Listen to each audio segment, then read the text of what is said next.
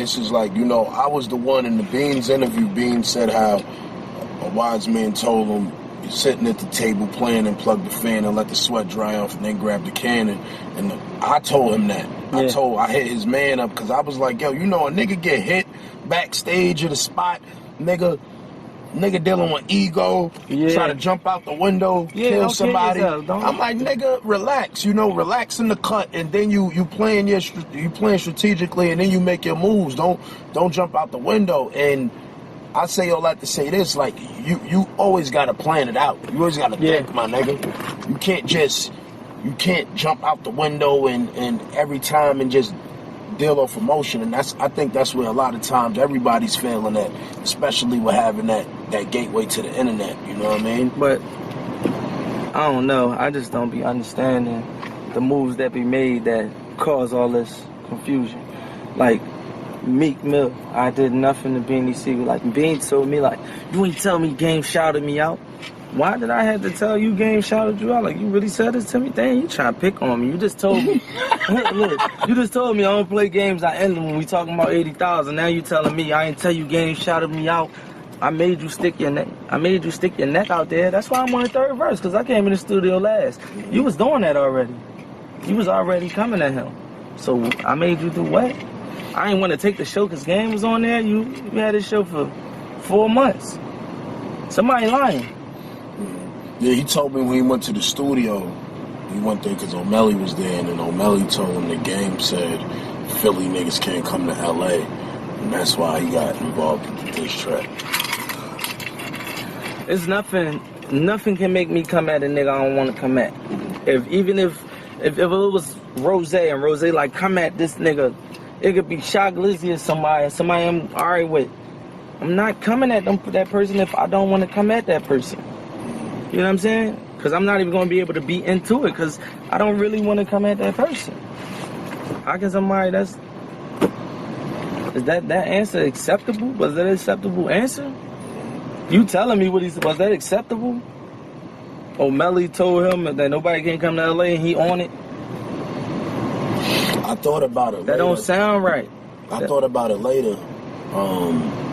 And when then he said he wrote the records for O'Malley and you, where he said he wrote the verses or parts of the verses or whatever, and then I seen him on Breakfast Club, and then on Breakfast Club he said that what he did was a reference track. But yeah, now let's get to that too. I realized that was false because he said, please don't bring me out of retirement. Yeah, so who else? I was like, who's coming out of retirement? And I realized that from the Breakfast So Club. that was stop, freeze the interview right now. Basically, you said you laid a reference track.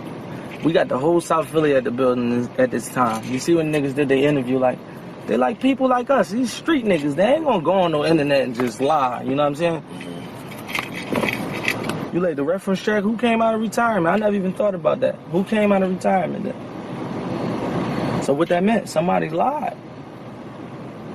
And as a real nigga, you can't be on no interview chucking for no interview. You cannot do that. I definitely noticed the inconsistency in that one. Yeah, you can't chuck.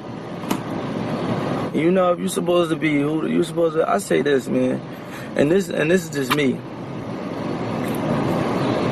Bean's been through a lot of shit, man. He got shot, been in jail a bunch of times. When he got shot, he got shot. God took his voice, man. God took his voice. I never seen nobody get shot and lose their voice. God took your voice from you, man. That means you wasn't doing something right. Because, you know, as rappers, as artists, as music artists, your mouth and your voice, this is your blessing from God. Once God, 99% out of the time, God don't never really take nobody's voice. God took his voice, you know what I'm saying? And then you still using your voice to lie. Lie is sinning. You lying, you sinning. And even when we talking Muslims, I'm not Muslim. I just believe in God. My whole family Muslim. Like, I would be in a circle with niggas, 22 of them be Muslim. I'm the 21 person that ain't Muslim. You know what I'm saying? And in the Quran, they say, like, if somebody ain't Muslim, you supposed to always, I don't know exactly, but you supposed to stand with your Muslim. Like, even if your mom in the water drowning and it's a Muslim drowning, you supposed to say that Muslim because your mama Catholic. These niggas that we speaking on, these niggas is my family. Melly, all them, they my family. All them niggas you see around, they my family. Like the big nigga Teeth, my uncle Grandmaster Nell, he was like the biggest DJ in Philadelphia and shit coming up. Him, Jazzy Jeff and them. He was married to one of the nigga Teefy aunt. So when he married to the aunt, they houses as kids, we all running around the same houses as kids. As we grow up, you know, everybody separate their ways and doing their thing, but as we connect back and we step back on our history or the history we really got, it just connects strong, basically. And it's family, nigga. My little cousin was Muslim. He just died. I paid for the janazah for Muslim to pray over a Muslim. If it's Muslim, you could be poor, you could be Christian, Muslim, anything. If I could give you a meal and get you to eat, I'm gonna get you to eat. It's a lot of Muslims I keep with me on the road. I'm keeping them away from danger. You know what I'm saying? I'm keeping them out of the streets where they mamas know that they'll be killed or they'll be in jail. They've been on the road with me for the last 4 years. These are Muslims, so don't use that when it's convenient for something go wrong. Don't use that when it's convenient for that. You know what I'm saying? Because sinning is sinning. You sitting here lying, Medley Muslim. You sitting here lying, saying you wrote this man track. You did a reference. He Muslim. He been Muslim his whole life. What's going on? And I've been in jail. I've been in jail with niggas when niggas is going down. That's what everybody resort to. They resort to the deen when it's going down. You know what I'm saying? They resort to that shit on a daily basis. Stop trying to divide. We just had South Philly. South Philly, all the niggas that's somebody in South Philly, that's like the Brooklyn of New York. Everybody from somebody in South Philly, they all respecting with each other and fucking with each other right now. Full square. Full circle, everybody banging with each other. He came in and kind of like ruined that, all that. Because it was niggas that was being together that they be with them and they be with him, but they all basically one squad. Now some niggas gotta be with him over here, some niggas gotta be with them over here. I ain't come down here shaking no shit. I fuck with all these niggas. I take all these niggas on the road if they got money. If you got your own flight money, I ain't spending money on niggas just to fly with me and hang out with me. You got your own flight money and I fuck with you and you got some money in your pocket, nigga? We out. I say you from the ghetto. If you gonna participate with the team and help us get to where we gotta go, I'm out. I don't give a fuck. You holding the camera, you doing security. Come on, we out. I'm the nigga that's doing that in the hood. You can't break that up. You can't separate that. You can't separate that. And I don't know where it came from, but all that week I was in South Philly heavy.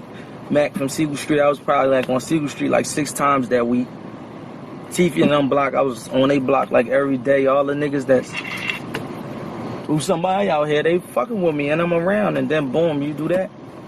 And all the niggas was there when you started doing it. So they all looking at the interview like, what? I can't believe this. That's why if you read O'Malley passage, O'Malley was like, I hate I had to say this, but I never thought I'd be saying this about no Beanie Sigel. Like, what? For real? Where this come from?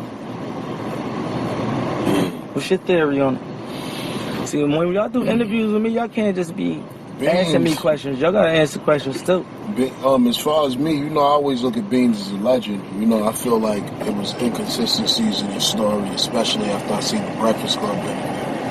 You know what I mean? Yeah. And I feel like him making the diss records after he said he wouldn't made him look like a liar, because that's what, like, the kids, a lot of kids don't know who Beanie Sigel is. Yeah. So they judging you off now. Yeah, so they judging him off now, where I'm judging him off records that I grew up off of, you know what I mean? So they like, yo, this motherfucker's a liar. They finding every lie for me. Yeah. I'm not even noticing this shit, you know what I mean? They finding him. They like, this motherfucker said this, then he said this. So, you know, it's inconsistencies, but I understand the story, you know what I mean? What you understand about the story? Tell me what part you understand. I'm talking about as far as him, like, he showed me text messages where he was like talking to you, like trying to like school you on shit, like, yo, you don't want to make the same mistakes as me, and you know what I mean? Yeah, and certain shit like that. But I also seen in the texts that you ain't give a fuck. That wasn't really my day. I might have been like riding a dirt bike or something, and Mac texting me, and I look at my phone. I'm gonna text back like probably 4 words, I see what you said. such, 2-3 lines. I'm on the bike, put my phone back in. He may text back. I may not text back. Now tomorrow is my day. That's all over with me. far as him, he probably looking at it, damn, youngin' ain't answer my text. Shit that I ain't even thinking about because I'm traveling city to city. I'm waking up on different time zones, bro. I'm not even thinking about no other nigga. I got so much. I got my family. I don't be around my family enough. I'm in a relationship. This is a new part of my life. I'm not thinking about no nigga. So, you know what I mean? They may be taking things and making angles out of it. I'm not thinking about you niggas.